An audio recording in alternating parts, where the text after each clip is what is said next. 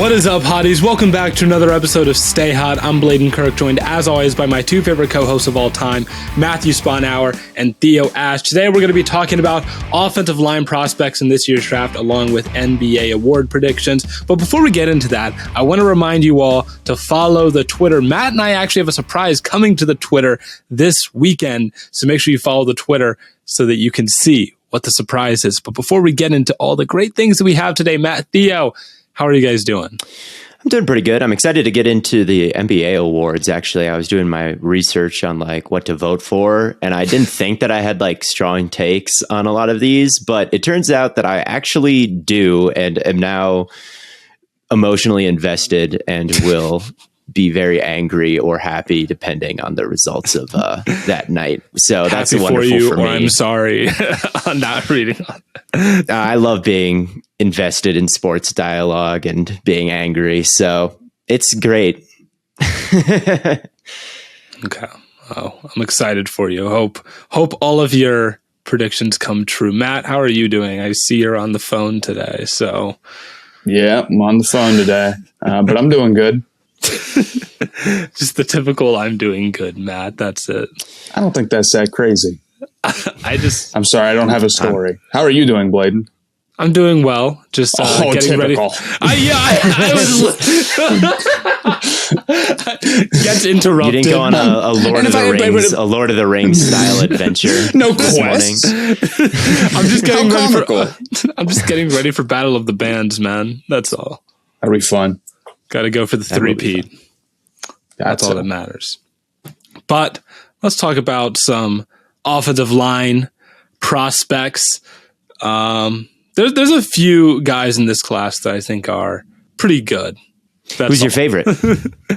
Well, I know your favorite's Anton Harrison. For a while, my favorite, I was liking Skoronski because I was like, man, this guy could play everywhere, but really he could just play guard. I do like Paris Johnson's athleticism. So there's a lot to like, I think, from a lot of these guys, just in different veins. Broderick Jones is enormous, but that's kind of just like every Georgia player ever. They're all just huge and monstrous. Osiris Torrence is a pretty good guard out of Florida. That's like really strong. So I don't know. It's hard to pick a favorite. Who do you want to start with then? Let's start at the top of our list here, and we'll just go straight down. We'll start with Broderick Jones, which is the Georgia guy, and good Lord, he is just huge. It's interesting because I thought the same thing, and then I looked at like his mock draftable chart and like his RAS scores, and I realized that he is the average size of a tackle, which is super bizarre because you think of him as this monster, right? He's in the 45th percentile for height and the 42nd percentile for weight. That doesn't seem right, though. He's very like average to slightly below in size, which is kind of weird to think about because he definitely like checks all the size boxes. Like he's got long arms. He's big enough. He's like not undersized by any means. He just is your typical size, your prototypical size for a tackle, but he isn't necessarily like especially big like a DeWan Jones is or something like that. I guess that's true. Yeah, DeWan Jones is huge. I would say like when I'm watching his film, the thing that I like the most about him, like the case to draft him pretty high, is he checks those size boxes. Maybe he doesn't go above and beyond, but I think he does check them. And he's just never on the ground. He has very light feet. He's balanced. And like, I remember watching Evan Neal last year and being like, this guy, his balance is pretty questionable. Yeah. Like the pull push move when guys would like initially bull rush him, maybe he'd be leaning forward, like leaning on his arms, trying to just use his bulk to really stop guys. Defenders learned how to use that against him and would pull him forward. He'd be leaning forward and he'd just fall on the ground. There would be times where I'd watch Broderick Jones, like guys would try this move on him and he would stay up. He's a little bit more balanced there. He's very good changing direction. He's very good out in space. Mm-hmm. So he's got a very high ceiling. I think he can find ways to kind of adjust himself, keep himself in front of guys, defenders, and just find ways to win with his balance and his footwork and his overall athleticism. That's what I really like about him. But yeah, I don't know if you guys have anything else to add on to that or start talking about some negatives, but he does have a high ceiling, and I can't see the vision. Yeah, I would agree. I think when it comes to the negatives, he definitely just throws himself at people a little bit too much. I mean, with the putting his head down and whatnot. And every prospect, I think, does that a little bit, because I think your instinct is just, towards the person you're blocking, just sort of lunge at him a little bit. But with Broderick Jones, It's like every single pass rep, every single time. And that not only leads to him, maybe being a little bit out of position or not being able to adjust things as well. But a lot of times he's also doesn't have his hands in the right place entirely, and he's outside. He's a guy who hugs a lot instead of getting inside. So I like him as a project. I agree. Like I do see the vision, but I think I'd be very surprised if he was good year one. You've got to really trust yourself as an offensive line coach to clean up a lot of stuff. And I guess the question is, like, how bad are those habits? How ingrained are they? Most offensive linemen, I feel like, are like, as prospects, raw. Like, very rarely, like over the past, especially so. But like over the past few years, we've been kind of we've gotten too used to guys just like coming in and being good right away, right? Like with guys like Cross, like we're not going to get guys like that every single year. We're talking about first rounders. I think the expectation is that they will be good soon. I think there's very few players or positions that are not good by year two. And it's just the sheer volume of like bad reps from him, I think, or like reps where you could see him just getting run over. Like it's a lot where guys are in his frame. His hands are getting carried real low.'s he's hugging them, right? He's not punching them. He's not using his like natural power really. He's just kind of he's being passive, really. Like he's allowing guys to get the jump on him. Now he's athletic enough that he can kind of win even when he initially loses. Like he keeps his balance, he can anchor, he can bend the knees and all that. But it doesn't change the fact like bull rushers are able to win the initial point of contact because he's not taking the fight to them. They're always taking the fight to him because his hands are always wide. And it's pretty rare that I think you see an offensive tackle prospect like this bad with his hands, really, although not in this class. But it happens all the time. And there's a real chance where, I mean, he's just food at the next level right away. Like really, really, there's no shot with him. And like, you cannot let Myles Garrett into your frame like that. Yeah. You can't let Rashawn Gary into your frame like that. You can't let any of the top guys do that, or even the average guys do that. Like any NFL starter will make you pay. You will usually lose if they are the ones dictating the situation to begin with. You're not going to be able to recover. You've got to take the fight to them. And he just doesn't really do that. And I've said it before, something that worries me is guys who find a lot of success off the backs of like bad habits or things that won't translate, because it can be hard. They've like built this great career, this first round career, doing it the way they've been doing it. And if he does it the way, he's going to have to totally rehaul everything in a way that he hasn't had to before. He's a 5-star recruit coming out of high school.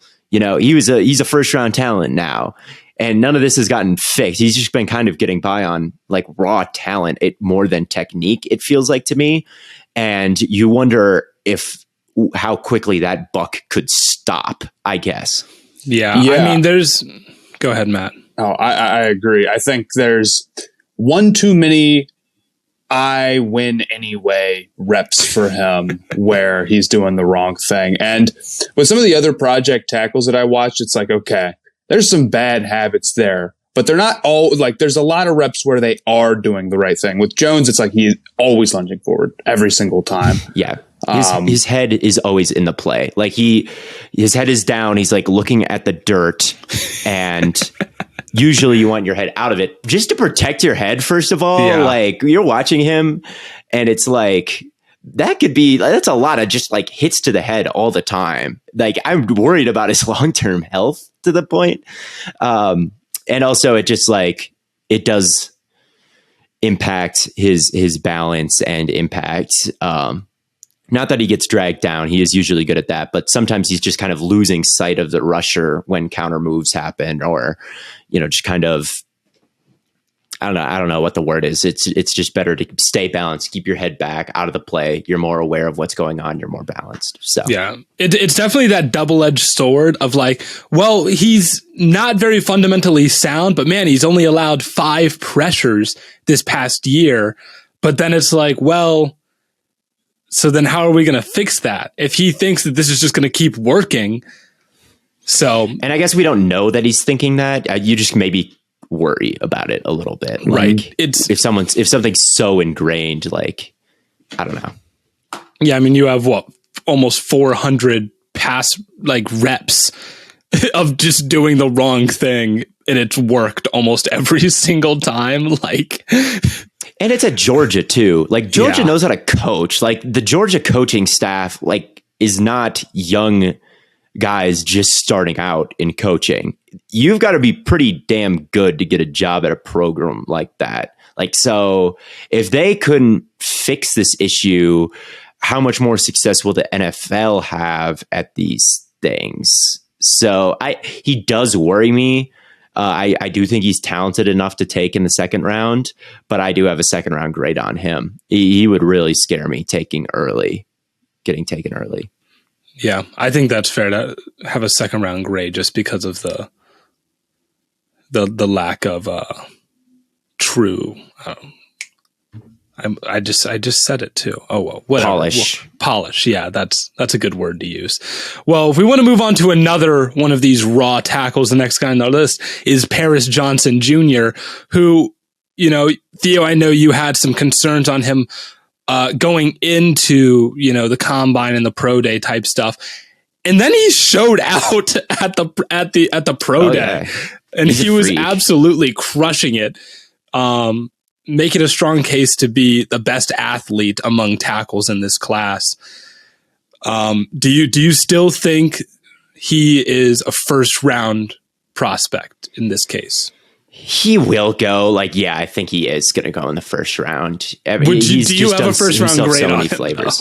No, I still have I have a second round grade on basically all of these guys. A first round grade to me is pretty hard to achieve. Honestly, yeah. I only have like 15 of them in this class who I think would go in any class, right? Like, these are guys you can rely on to be good starters and emerge as one of the best players on your team right away.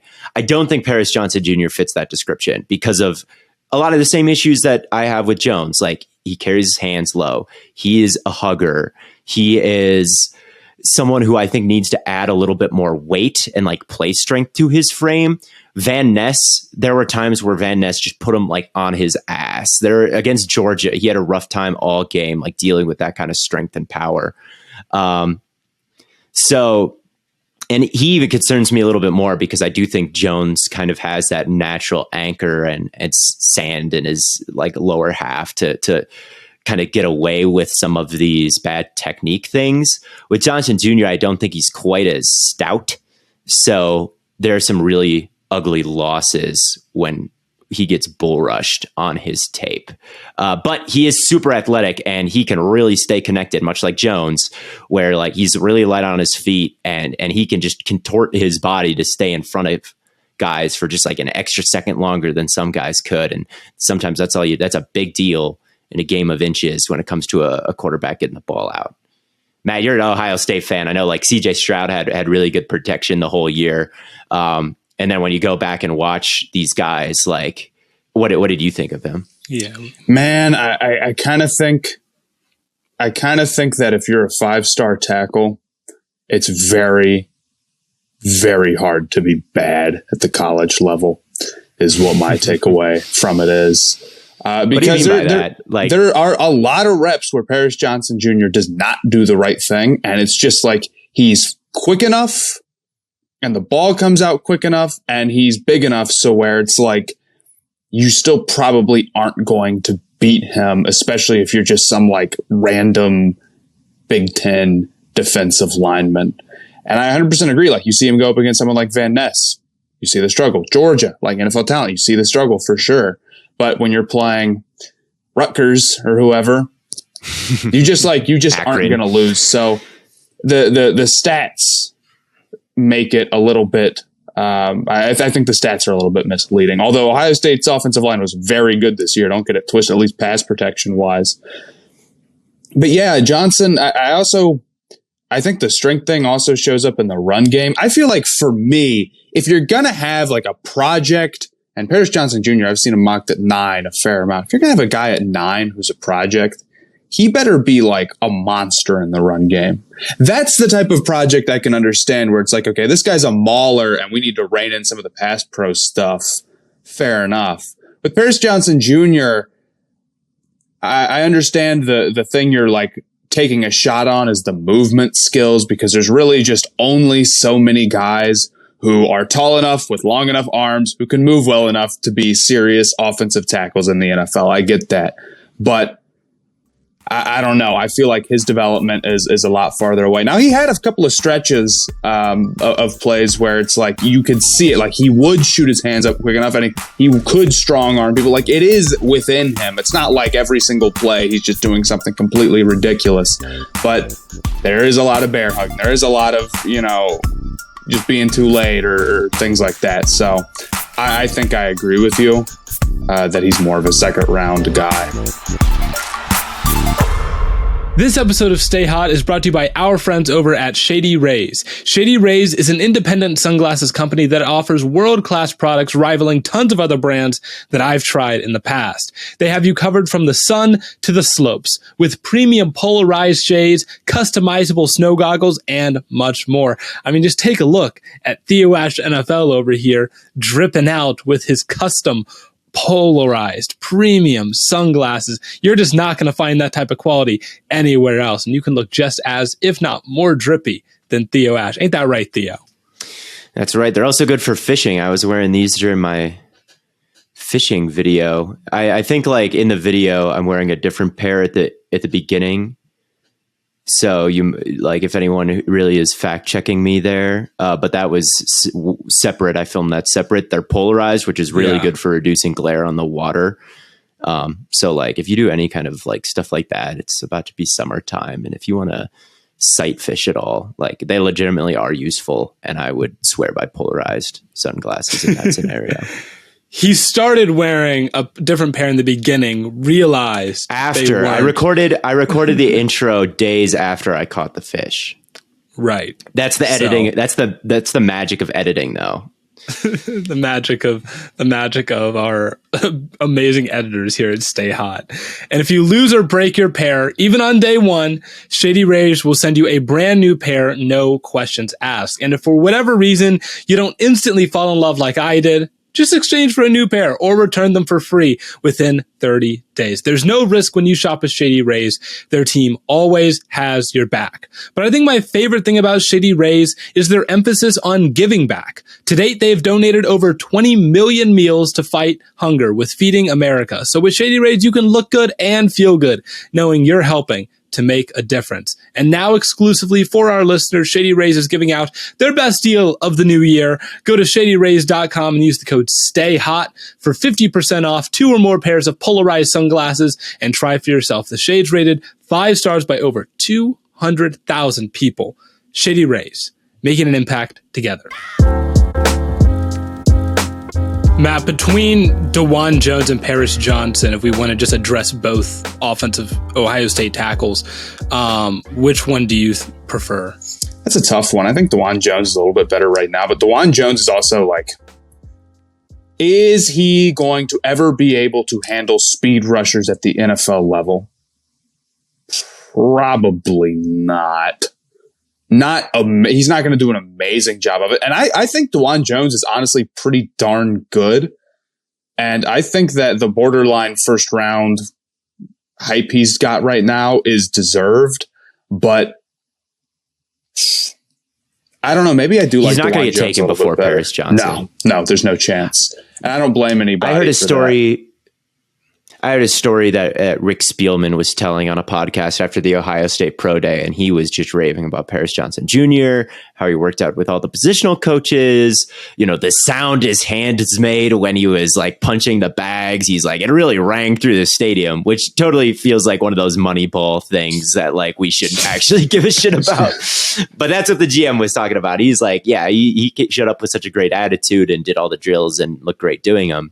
And then DeJuan Jones refused to weigh. Spielman mentioned that he knew that GMs had like almost bets among themselves. Like, does this guy actually weigh over 400 pounds? Like, is he really that? Or maybe it was a smaller number than that, but it was a really big number. And so that kind of, can he keep weight off? Is he actually good at that? That's something he insinuated teams were wondering. He showed up maybe looking a little bit heavier than he did at the combine and didn't work out, didn't go through any individual drills, didn't weigh. And these are things like NFL people care. They care about body language. They care about stuff like that. And, if Paris Johnson shows right away, like, okay, he's willing to put in the work, you can trust him in your building. There's a lot more free time. And he's going to do everything right. And then with DeJuan Jones, he was talking about this, like, I don't know either of these people. I wasn't there. It was just something interesting when you're talking about these two prospects. One seems to have like work ethic questions, and like, God knows if that is true or not. Like, I have no idea. Just something to keep in mind with these two, and something that I thought was interesting when Rick Spielman was talking about it. Like, the NFL does seem to be a bit concerned that of DeJuan Jones, like his size could be a bit of a detriment. And if he's refusing to weigh, that's pretty damning. I'm not going to lie to you. And I can't see why. Like, what are you hiding? He's right on the borderline of just like, dude, you're too big. You can't be that big and move around the edge. So I don't know. I'd say that makes I didn't know that. I'd say that makes me pretty low on Jones. I really liked him at Ohio State. I think he's not that far off, but he's got to keep the weight way down. That's tough for somebody with his frame.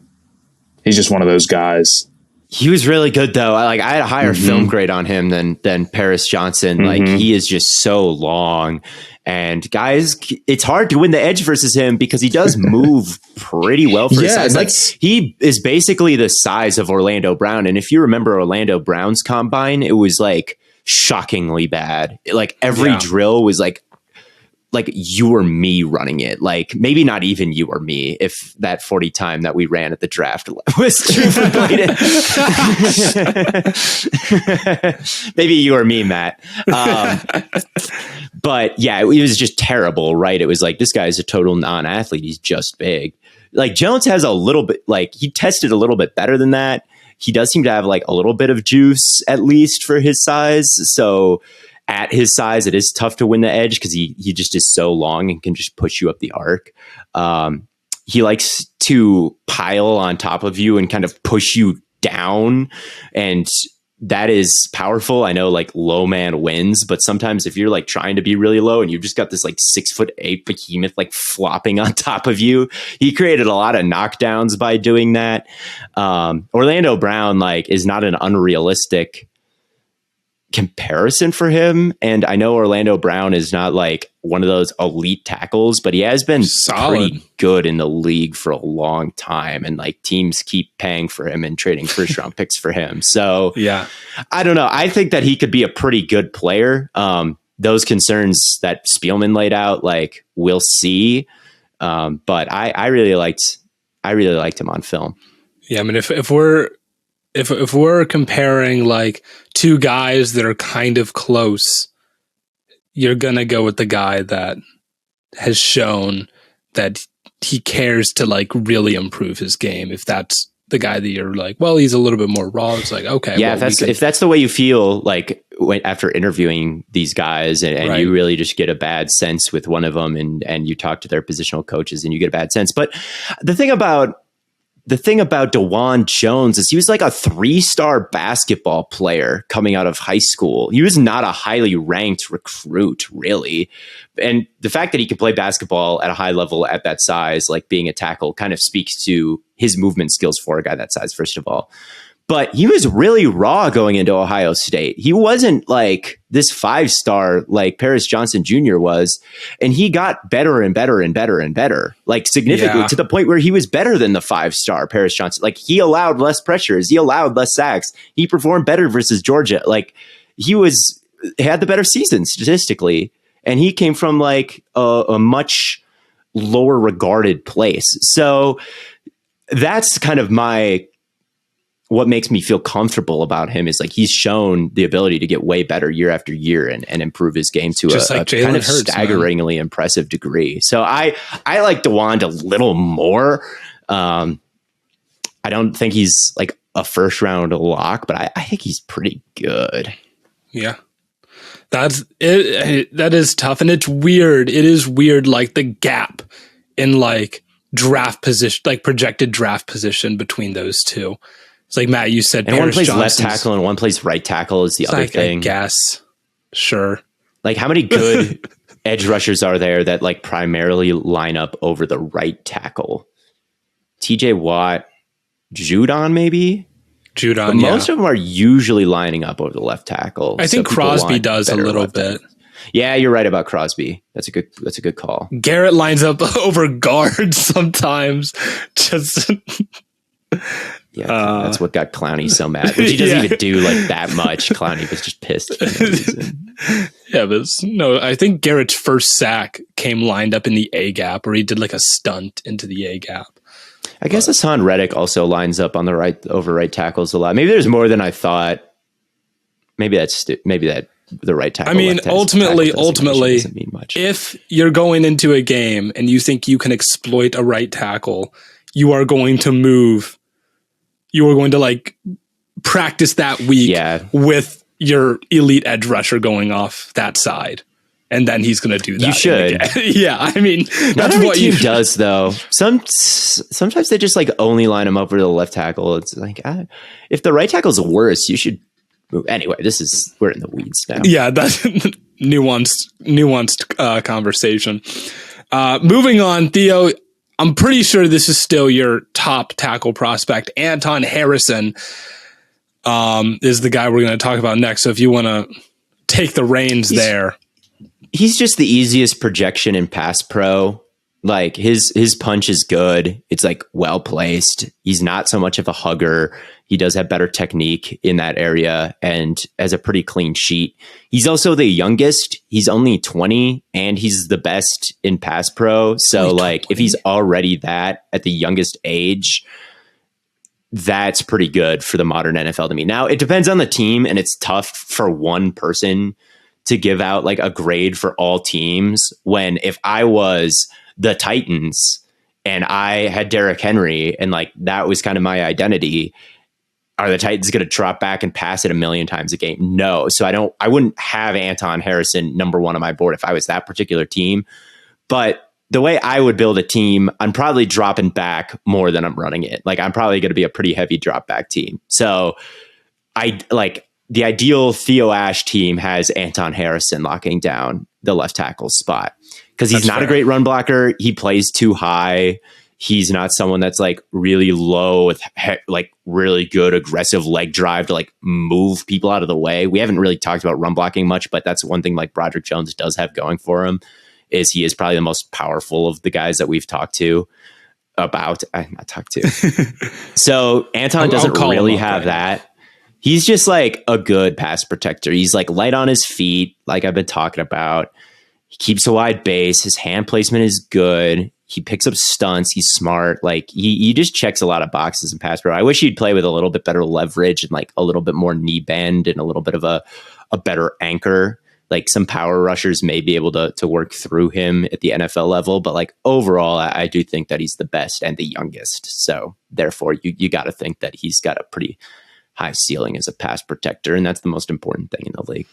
You know, Theo, I noticed you'll make videos, you're like, this guy is the quarterback. Like Will Levis is the quarterback. I don't remember who you said is the receiver, but like I feel like Anton Harrison. I don't know who I said is the receiver either. I don't think there is the receiver in this class. It's probably who's the most like it's traditional. probably JSN. You got to be an outside guy. You got to have outside. You got to be like the X receiver. I don't know. I don't know who like the perfect receiver would be. I don't know if. But regardless, like Anton Harrison is like the tackle. Then I don't think he's that prototypical. Maybe. I agree. I don't think he's like perfect. Did you guys watch him at all? You don't think Will Levis is perfect? No, it's I don't know. It's more about like what you look for in a quarterback, and it's like he's just such like a standard body type with the power arm is like the classic, or like Mayer just being like that's like the I'm trying to think of another example from. But it's like just like what's the most like stereotypical tight end one you could possibly be? Body type, the part. Yeah. To me, I almost think of Paris Johnson Jr. as like the tackle. Like agree. He's got the height and the length and the athleticism. Like he just looks like he could block all type of assignments, all type of players, like at his peak, which is why I think he'll be the first tackle taken. Really. He to me like looks the part more than any of these other tackles. Anton Harrison is like quite good though. Like it's not saying that he's untraditional. He's a traditional pass blocker. I just don't know what value he'll bring. Like as a. Do you think Anton's the most likely to be a plus starter right away? I do. Yes, okay. I do. I think he's got to add some weight, but I don't know. I wonder. I feel like on some reps he had some real pop on run blocking, and then on some others there's obviously times where he doesn't get low enough and is hitting guys in the shoulder, or a lot of times where it's his turn to move to the second level and he doesn't really have a feel for where he should be going. But I honestly wonder if those things could be improved upon. He's probably some of these guys where it's like their projects. I'm worried, like, how are you going to get him on the field consistently without it being a disaster so you can develop him? Harrison, I don't feel like that. So, I'm a relatively big fan. Yeah. One thing I will say about the guys that we've talked about is you could move Paris Johnson Jr. to guard to hide him originally. He played right guard at Ohio State before he played left tackle. So he's only had a year of tackle experience. Like, to be fair to him, like, yes, he's raw playing tackle, but he is a 1-year starter in that area. Same thing with Broderick Jones. I think that he is powerful enough. I don't think he has experience at guard, but he is someone that I think has the anchor, has the knee bend that he could hold up against some of the power rushers, the big defensive tackles of the league. Harrison, I don't think has that versatility. Like I think that he is a bit too upright. He doesn't have enough. I just don't think I look at him and say like, oh yes, this is a guard who could deal with, building combos all the time, or, protecting against the littler, stouter, stronger guys, like play in and play out. Like, he's better out on an island one-on-one against someone rushing from a wide 9 technique. Like, he's the best in the class in that situation. I think that's the most valuable thing a tackle can do. I don't think he has that guard versatility. And he's not like a dominant run blocker. What about someone that could have that guard versatility, like Peter Skoronski? Tiny T-Rex arms, but he won all the time at Northwestern. I think he only allowed 2 pressures like all year. Like, something ridiculous. Yeah, PFF has him as like by far their like highest graded and cleanest sheet in this class. So I'm like, well, are the arms really that much of a problem? Yeah. Because he keeps winning. He said, "Yeah." There's a lot of but he still gets long armed, and people aren't.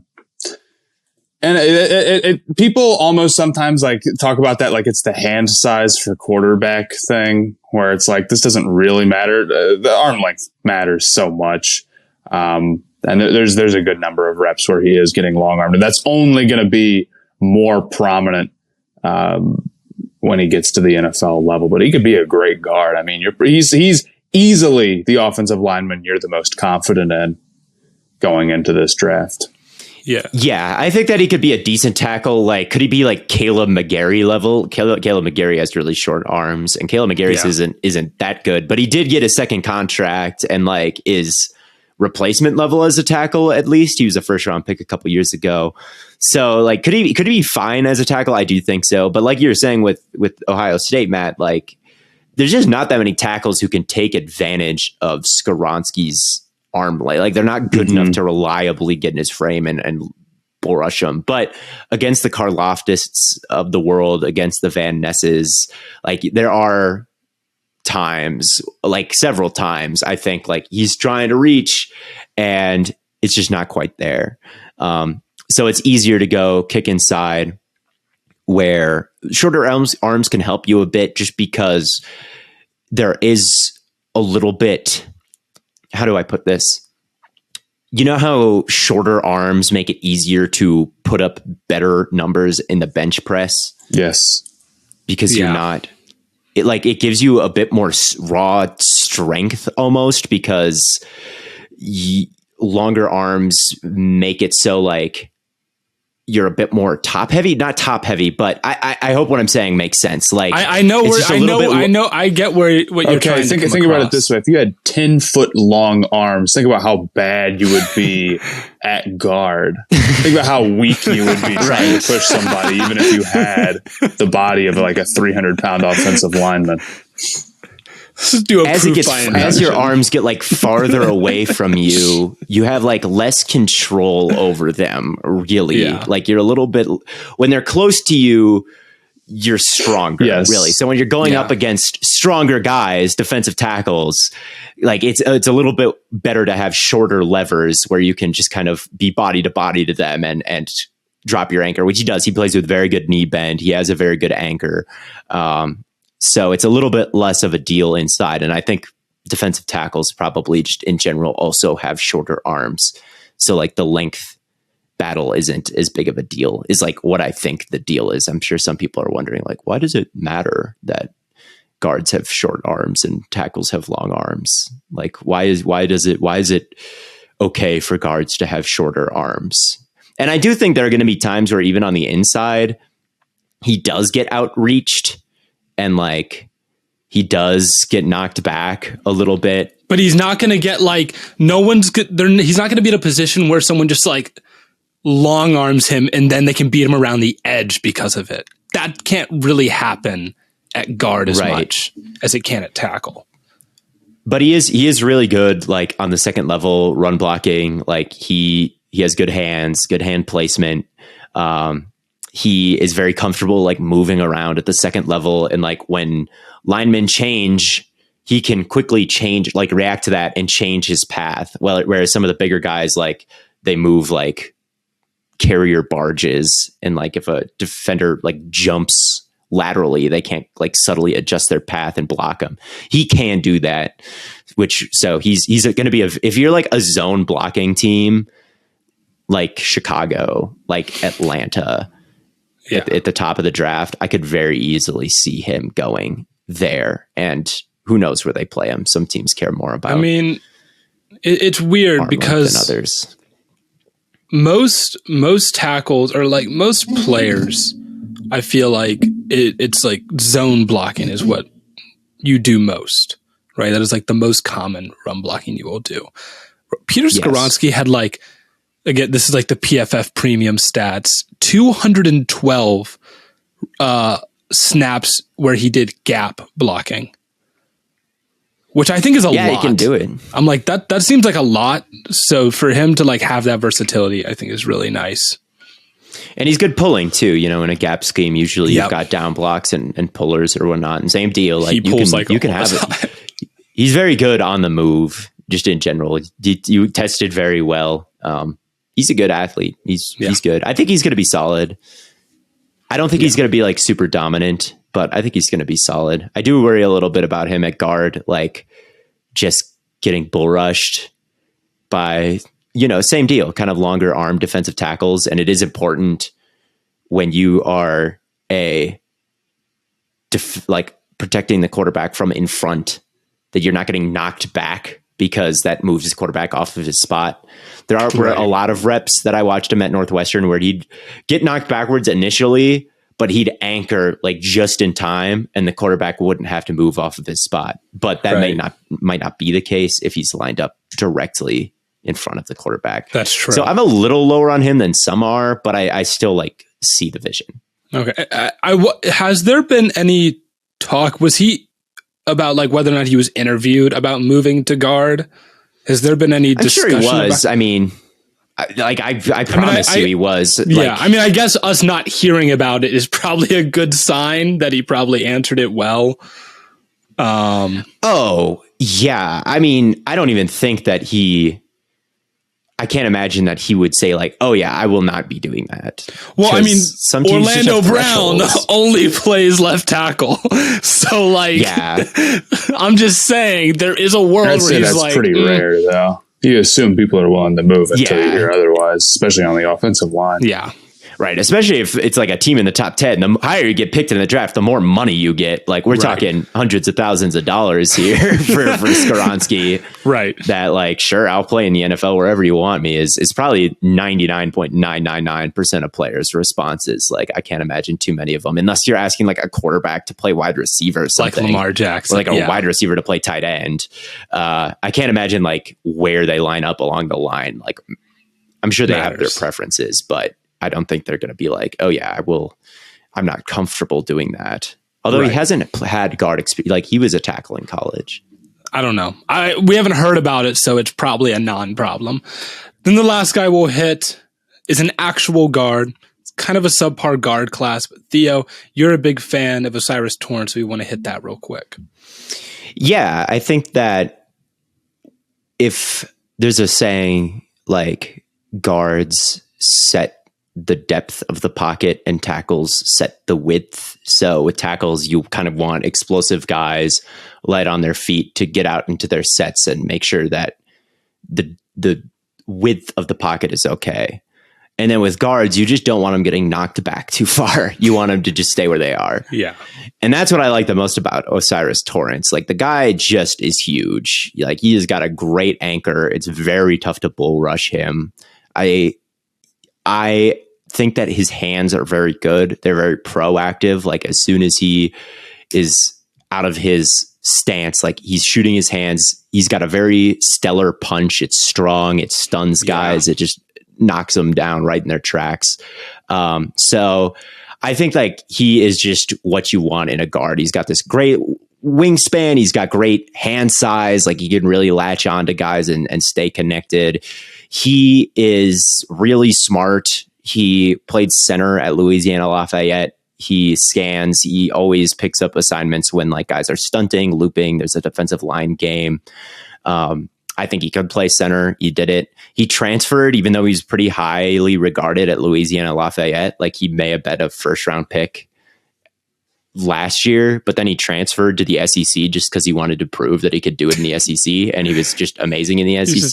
He's about so that that's hustle. Like he's about that's a good mindset. That's a good mindset to have, really. And he moves bodies in the running game because he's big and powerful. Like he's a little bit big to be super quick and like readjust at the second level, and sometimes guys can get to his outside shoulder and maybe he can't quite recover and contort himself in the same way that some of the other linemen we've been talking about have been able to do it. But I just think he's so big and powerful and such a good pass protector and so smart that I think he's a very safe player and would be a first round guard prospect no matter what. He's probably my favorite lineman of all the ones in the draft. Really?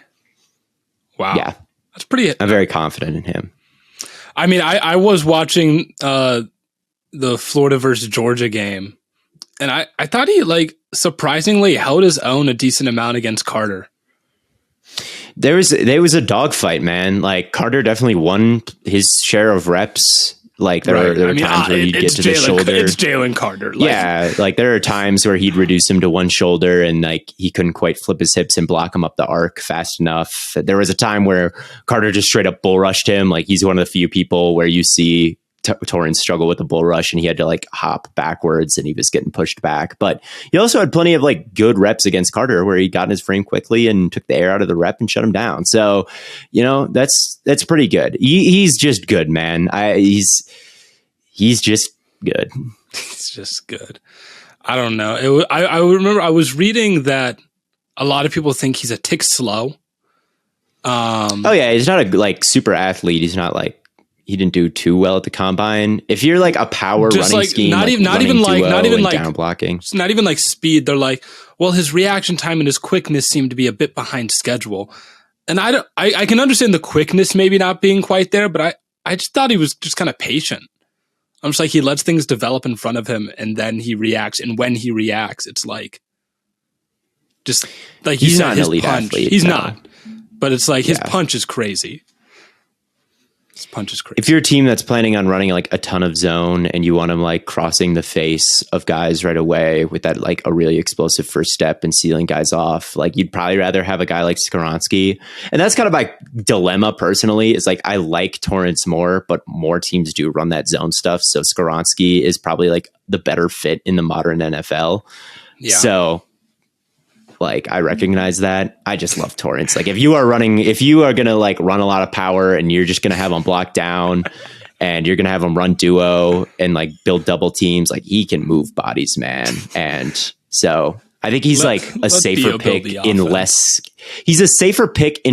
schemes. And Skoronski maybe has like a bit of a, I don't know if I want to say lower ceiling, but I like Skoronski slightly less in more schemes. So it kind of evens out. I guess that's fair. Well, we're going to hop in to these NBA awards. Theo, I know you're excited for this. Matt, I know you're excited for this. I think we can start kind of top to bottom with the MVP. That's the thing that people have been hot on recently. Matt, I noticed you put out a tweet earlier that you think Giannis is your MVP, but you're just going to give it to Embiid just to get it over with. I think that's really funny. I mean, yeah, it's going to be just ruthless on Twitter if Embiid doesn't get it, and he will. And I think he will. Embiid always had the tiebreaker of, he hasn't gotten one yet, and that's not fair. So, and I'd be glad for him too. I think that he's been screwed over with the All-NBA team and stuff like that. So I'm glad to see it. But I would have Giannis as my MVP. He's doing it on both ends. He's got the best record in the league, even though he's dealt with his second best player getting hurt on that team. He's got, I think, Jokic, I'd say, is the best offensive player in the league right now, but I'd say Giannis does a good job of being dominant and drawing a lot of attention while also being a good enough playmaker. So where if you send doubles at him, he's good. The counting stats look good. The defense is great. I mean, the whole 9 yards. So I have Giannis slightly edging out Embiid and Jokic, but it's also close. I would say that would you say that Embiid or Giannis is better offensively this year? That's debatable. I know Embiid's averaging a few more points and Giannis is averaging a few more rebounds. Embiid is probably a little bit, well, he definitely is a little bit more versatile in what he can do.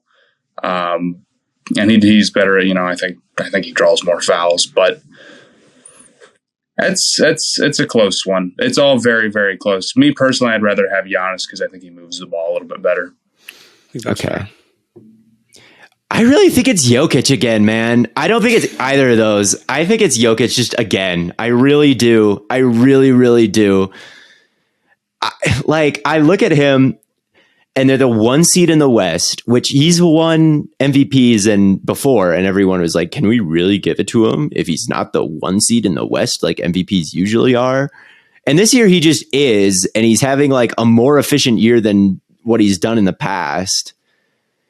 So it's like, it just feels like it's him to me. I don't know. That like he doesn't have another all NBA player on his team. He doesn't have an all rookie. He doesn't have an all defensive player. He doesn't have another all star. He has Michael Porter Jr., who is literally just like a meme on Twitter right now because of his shot selection and his low assist numbers. And like Jamal Murray, who has been good, but like slightly maybe underwhelming in his post ACL return. Like not maybe best case scenario for him coming off the injury. Definitely not worst case scenario. He's just been like good. He's been like acceptable, I think. And Gordon is good. Like it's not a bad team around Jokic, but for a 1 seed, the only reason that the Nuggets have title hopes is because of Jokic. They're not actually title contenders, but they have the record like they should be, which sets Jokic himself up for failure in the playoffs. It's like a, I don't know, like not a self-fulfilling prophecy, but he's just like too good in the regular season for his own good narrative wise, like in the future. He sucks on defense. He's so bad. He's a 5. Sure. He's really bad on defense, and the defensive, and he gets away with it advanced statistics wise because of rebounding, which is so stupid. But I mean, there's plenty of games where bad teams have been competitive because they're not a very strong defensive team. Now, if you want to argue that maybe the team around them isn't that good, do the Nuggets have more win than the 76ers or the Bucks? I don't think so. I believe both. I believe that, or it's dead close. So they're the 1 seed, yeah, but it's kind of like the same thing last year when the Nuggets were the 6 seed and the 76ers were the 4, but they were like 2 games off. I consider those records to be pretty close, and I don't disagree that he has the worst supporting cast, but I don't know. The defense is just too weak for me. It's a valid thing. My counter to that would be, if we're talking about best player, like maybe I wouldn't take Jokic before Embiid, but in terms of like value created in the regular season, defense or not, like the whole package that is Jokic has elevated the Nuggets more than any other individual player has for their respective teams. Like defense or not, I do think the offense is like that good. He puts the ball in the basket, like he shoots better than Embiid does in general. Like he is more efficient in his like points per shot. He's more efficient than basically anybody. Like when he puts up a shot, and he just is like perhaps the greatest passer ever, and having one of the greatest passing and playmaking seasons ever. And for this to be like a regular season award based on like how much you are carrying your team, like how valuable you are. I do think I look at everyone's resume and I look at his, and it just feels like he's just fitting that description more than anybody else in the league right now, like he has in the last 2 years. I think honestly, I'm going to be completely real with you. Jokic has deserved his last 2 MVPs. This is the cap on him winning because his team sucks. You don't get the win every year because you have the worst supporting cast. And dude, the Bucks would be horrible without Giannis. They'd be terrible. I mean, they've got good players, but like Drew Holiday and Brook Lopez and a hobbled Chris Middleton. That team went 25-9 without Chris Middleton. That's saying something, man. And I know he's got good players around him. The Bucks are a really well-built team, and the Nuggets, I don't think, really are. I can say the same thing about the 76ers. I don't think they're that well-built, although Harden being next to you is a whole nother animal. But I don't know. I think that I just think Giannis is the best player in the league right now. I think he's on the best team. Maybe I'm going a little bit more traditional with the MVP when I've defended doing the opposite. But it's okay. I'm not giving it to Jokic every year because it's like, well, Michael Porter Jr. is blah, blah, blah. I'm like, okay. Well, sure. Matt, would you have given it to LeBron every year throughout the 2010s? I would have given it to him a couple more times for sure. But it's not about giving it to him. LeBron had the opposite problem. Yes, I would have. This would be arguing for LeBron. LeBron didn't win it because he went to a good team in 2011. Yes, I would have given it to LeBron in 2011. So I'd say giving it to Giannis now is the same thing. This is the one I actually care a lot more about some of the other ones that we'll talk about. This one, there are 3 MVP level seasons happening here. Like it would be very different if one of them was like very clearly not on an elite tier, but we were like, well, we can't give it to Jokic 3 times, so we're going to give it to someone who's like on a tier below him. And I do recognize like Giannis and Embiid are at least like, I think, on his level. So it's okay. Like, no matter who you give it to, it's not like you're recognizing someone who is like undeserving or like in a different category of player. So I don't really mind this one. I would vote for Jokic. I would, but I don't care who wins this particular one. But I do care more about some of the other ones. I see, and this might really rarely. Sometimes go, there's multiple MVP seasons. There's multiple MVP seasons almost every year. That doesn't mean that there isn't a clear winner. This year, there's actually not a clear winner, and I think in that case, let's just give it to Embiid. Just give it to him. Wait, so would you vote for Giannis or Embiid here? I would vote. You'd vote for Giannis. I hope Embiid gets it. Okay, please, I think I can track that. Please, man. If it's look, it's a tie. The straw poll came out and Embiid was up 1 point with 2 weeks to go in the season. And what kills me about the MVP race is then there will still be like fans of the Nuggets, the Bucks, and the 76ers on Twitter being like, it's obviously my guy. How is it obviously your guy? How is it not close?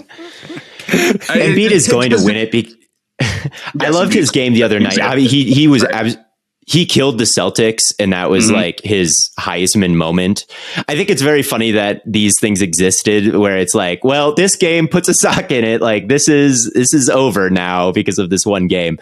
It's fine because like Embiid does like, it's fine that he's going to win this award. I just always think it's funny how like, they're just like, well, it's almost like last bucket wins. And it's like last dominant performance is just going to win this one. I actually think that's not crazy at all. Of course, that's how it works. It's a close race. So think about this. I agree. Let's say it's a just basketball game goes last bucket wins. Okay, that makes sense in a close game. Let's say we play an entire basketball game. It's 100-100, and then I score one more basket. It wasn't just the last basket that won it for me, but like, yeah, it was.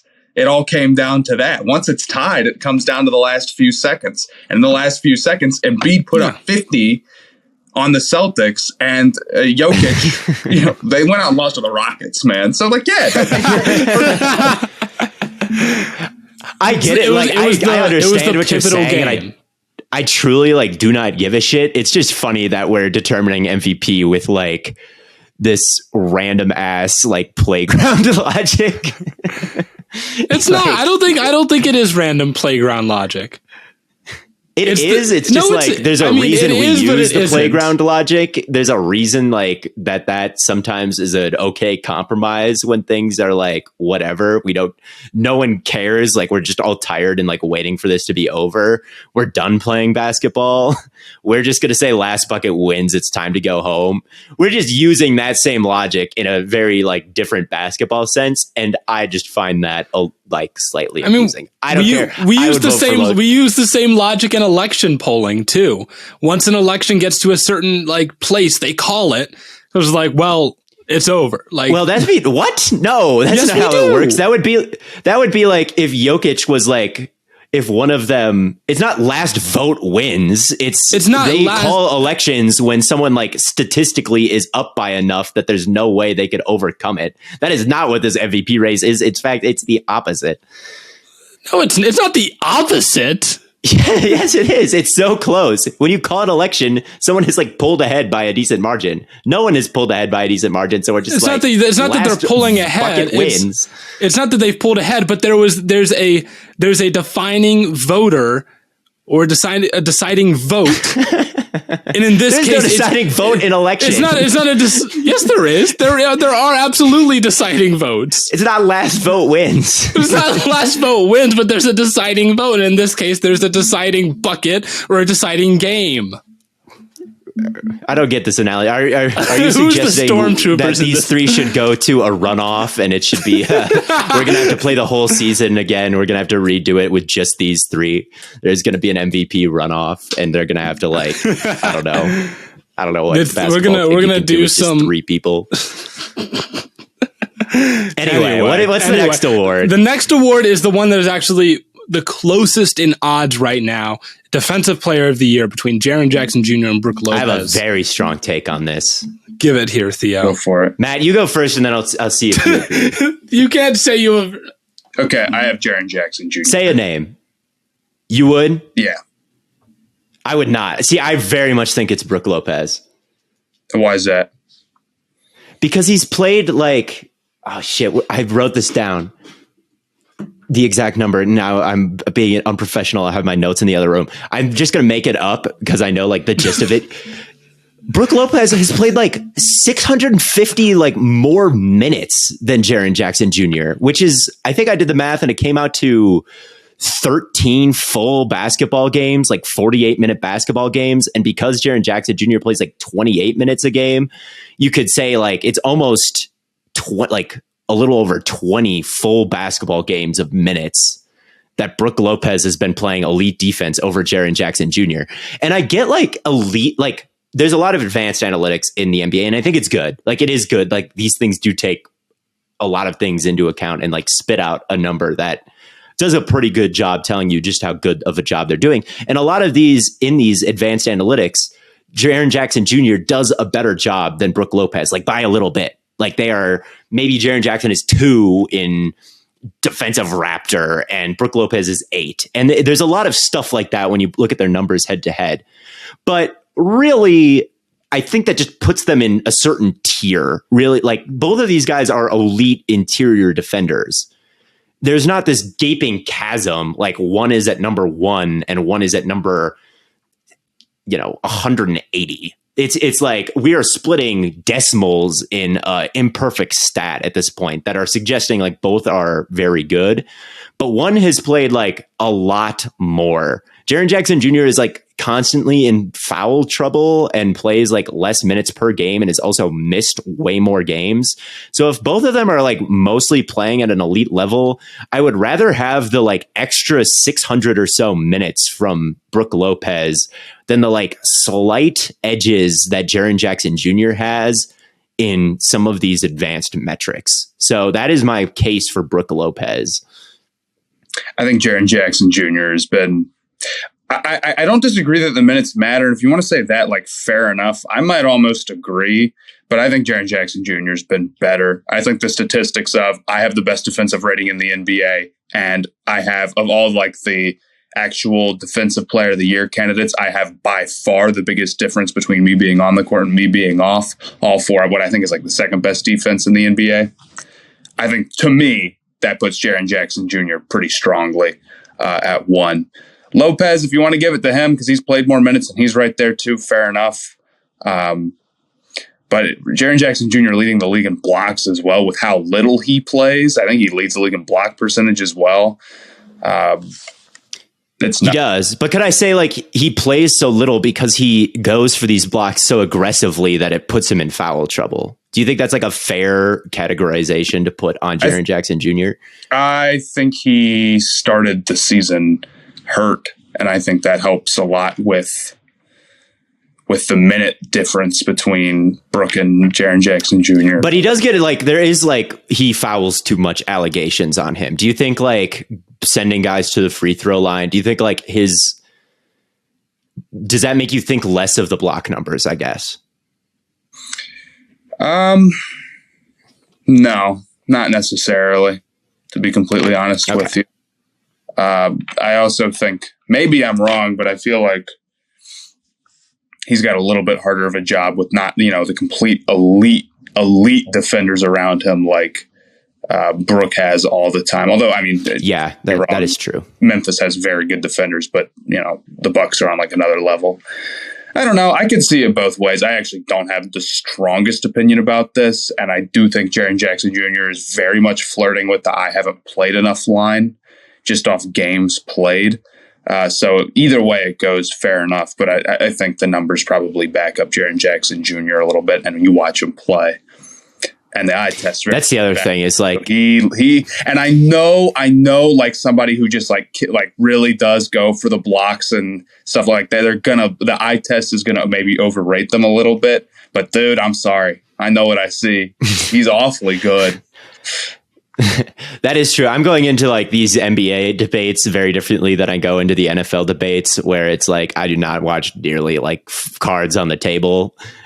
I cannot say like film study or like with a knowledge of assignments, like whose job is tougher and like who I'm more impressed with on film, like I can for the NFL. This is a 100% box score watching. Ball don't stop would have me, sent to Siberia for my basketball takes. Ball don't stop. I don't give a damn about this defense, man. No, yeah, right. Who has a bigger? Who has a tighter handle? Who has a tighter handle between the two wins Defensive Player of the Year? So true. So true. Next up, we have Rookie of the Year between. I wouldn't even say it's between, bro. Paolo Banchero's odds are like minus 4,500. I disagree. I think the other guy should win. No. Jalen Williams from the Thunder. This, bro, it's minus 4,500. What? I'm not surprised at all you're going with Jalen Williams. And I see the case for him. I do. Here's the thing, man. I think it's kind of bogus to give him like Jalen Williams has really turned it on late in the season, but Banchero has been an important player for a relatively competitive team the entire season. So yeah, it's easier to define relatively competitive here because they're 13th in the East. How many wins do they have? The Magic? Yeah. They have 34. Yeah, that's relatively competitive. Okay. I don't know if I agree, wins. But is it okay? Well, maybe I just don't know because I guess the Bulls is relatively competitive. And here's what Jalen Williams. He's more efficient, but he's also like not the number one option for a team. So like, yeah, and he like only started coming along towards the end of the season. Well, I don't want to say only started coming along, but like he started coming along a lot stronger towards the end of the season. I get it. You could argue like if you were a team like really trying to win, you maybe would take Jalen Williams because he's been more efficient, and he'd probably be more efficient regardless. But I think Banchero has been maybe a little bit more prototypical in the sense that like he's been like the guy, and certainly he's had his ups and downs, but I think he's also in a position to have more ups and downs, if that makes sense. Yeah, that's very true. I guess the thing with Williams is just like he's quantifiably a good NBA player at this point, which you can't really say for Banchero, like to be completely honest. Like, yes, he is the number one, but on offense, like he just has not been someone you'd point to and say like he's been pretty good. He's actually like been pretty terrible for a big and like field goal percentage, and overall like he just wouldn't be useful in his. I shouldn't say he wouldn't be useful because maybe he would be on the Thunder or a more competitive team that's more well built, but it may seem hypocritical for me to say like, oh, Brook Lopez deserves Defensive Player of the Year because he has played more minutes by a substantial margin than Jalen Williams, or than Rookie of the Year is a different beast. Jaren Jackson. I get the argument for Williams. I truthfully really do. Yes, the gap in minutes for Defensive Player of the Year, I would say, is the deciding factor because they're very close in a lot of metric. Like they're both very clearly good defenders. And then when I look at like Banchero versus Williams, like one has the lion's share of the touches and a big usage rate, but he's struggling to be what his role demands him to be, I guess, which is a harder thing to do, but it just is. Like he's not been a great number one or a great starter or a great, anything really so far. Like he's promising still, and I'm sure he's going to like turn out to be a pretty good NBA player. But then you look at like Jalen Williams, yes, his role isn't as good, but he's also like quantifiably good at that role. I don't know if this tracks, but I don't know. I'd rather give it to the guy who's like been quantifiably useful to like being in a play-in race for someone who's like putting up inefficient numbers on like a team that's not very relevant in any sort of way. I don't know. I guess I should ask this question as far as like, we think of like MVP and defensive player of the year is kind of like value in different areas, I suppose. But when rookie of the year almost just feels like, well, who's just being the most productive rookie? Am I wrong? It's a debate between like, because like quantifiably, Jalen Williams has been the better basketball player. Like he's been more efficient. He's been like more, but he just puts the ball in the basket more. You know what I'm saying? Does like he just does he put the ball in the basket more? More like yes. He does, right? Am I crazy? Like points per shot, it's like when he shoots it, it's way more likely to like go in and like contribute to the team. Paulo is the only rookie to have 20 points per game, and he has 7 assists, and he has 7 rebounds, and he has 3.5 assists per game. But so could Jalen Williams, right? Like if he was getting all these minutes and like had to be, he could put up an inefficient 20. True, you put him on Orlando and you say you got to be the guy. You think the efficiency stays the same, and you got to do it from. I don't know. You get right. You get no easing into it. There's no Shea. I think that any NBA player probably could put up 20 points a game if like they got enough touches. Now we may be overestimating how inefficient Paulo is. Like anybody could, but unless you're like, you know. I don't know. I'm just like, no other rookie had 20 points per game. Not one. I'm taking. Yeah, so it's true. He's for Jalen Wood. It's tough. It's a tough thing to say. I just think like as far as like playing like quantifiably good, useful basketball, I think that Jalen Williams has done more of it than. Well, then Paulo wouldn't even be your 2, I would say. You'd take some of these. I mean, you'd like Mather, like Walker Kessler.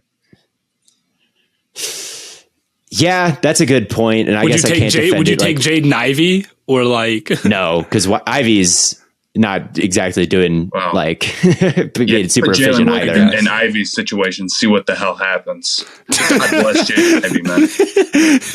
What about Keegan Murray? What about like Keegan Murray? These people will probably be better NBA players, like maybe in the long run, because they were drafted higher. They've got more talent. Like maybe as teams get close, they add like a Shai Gilgeous-Alexander. If these guys had those players, they would be more efficient, but they don't. Like as far as like the numbers go, I just think he's been more like quantifiably a more useful basketball player from like this year. That is my I've repeated it, but I would vote for him. All right. I get what you're saying though. Like it's definitely an interesting argument. Hotter, colder, and a much tougher role. Plus more points. That's fair. You can't beat points, man. I can't. No comment. He did score more points. He did score more points. You can't beat that. But yeah, speaking of guys that going to get better with time, most improved player. This is the other one that's pretty tight as far as betting odds I'm afraid there is only one correct choice here. I get it. This is the spirit of the award, is that it is Lauri Markkanen. Well, he's the betting favorite, and he should be. It's Lauri Markkanen. And then Shai's plus 230 for most improved. Right, yes, Markkanen. We find ourselves in agreement here. Like Markkanen, his usage rate has gone up. He's like in a different role in Utah that he was in Chicago, and despite this, like he is, kind of. I mean, Markkanen is like leading a team with also 35 wins, and it's like, dude, this wasn't even like Markkanen was like a cool role player who was sent over to help make the money match. He was an afterthought in the trade. He ended up being the best piece. He's been in the league for a while too. He's in the middle of his second contract. He just break out as an all-star player when he wasn't in it. And then the thing is like it could have been so phony for him where it's like, well, someone's taking the shots on this team. So is it? No, he's been very, very legitimately good. No stat padding on a bad team bullshit. Shai has also gotten so much better. He is so good, but I thought he was so good last year. And when they voted for John Morant, I defended that. But I'm afraid here now you've got like Laurie is someone who I legitimately was like not a fan of at all, and I just got totally proven wrong. So I got to respect that. And I think the numbers are like, I don't know. I always thought Shea was valuable. And I think that Markkanen has maybe even jumped more from a role player to like a pretty like serious all-star versus Shea, who was like, he was an all-star level player too. Now he's going to be all NBA. I can see the argument. Adjusting my glasses and getting into some more numbers here. Like the last time Markkanen had a usage rate over 20%, it was the 2018-2019 season in Chicago. He was at a 22.9% usage rate, which was in the 88th percentile. His points per shot attempt when he was actually getting used like that was in the 32nd percentile. So he was not efficient, really, the last time he was getting used anything like this. This year, his usage rate has, again, for the first time since then, gone above 20%.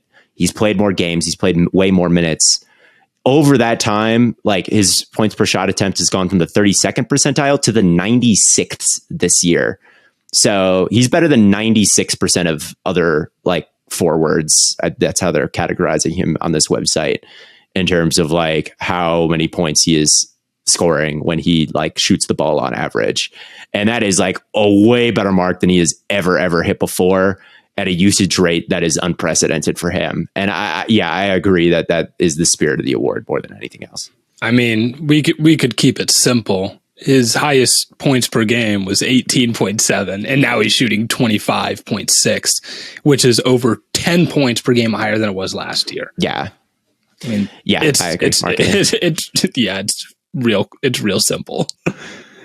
And then that leaves us sixth man of the year, which is what Matt? It's Emmanuel Quickly, I think. I agree as well. I mean, like all defense level team type stuff, and he's been a great spark plug since the All-Star break. He's been ridiculous. Like, I don't even think there's much of a debate. I'm glad to see somebody. Yeah, we're going on pretty long here. I think it's Quickly. He's going to win too. So yeah, I'm glad to see it be somebody who isn't just like a shot creator and nothing else with terrible defense off the bench. Not saying it always is that, but that's such like the prototype for this award. I'm glad to see it be somebody who's like a monster defensively, and he really is. So good for him. I agree. I had him written down as well. Awesome. Well, I think that pretty much wraps things up. Unless you guys want to talk about like executive of the year. I don't. We've gone a long time.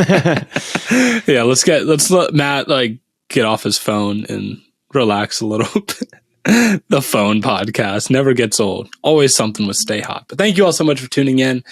Again, make sure you follow the Twitter for the surprise that Matt and I have coming soon. It's at Stay Hot Pod on Twitter. And as always, from Cornboy, Birdboy, and Lemon Boy, we will catch you guys on the flippity flop.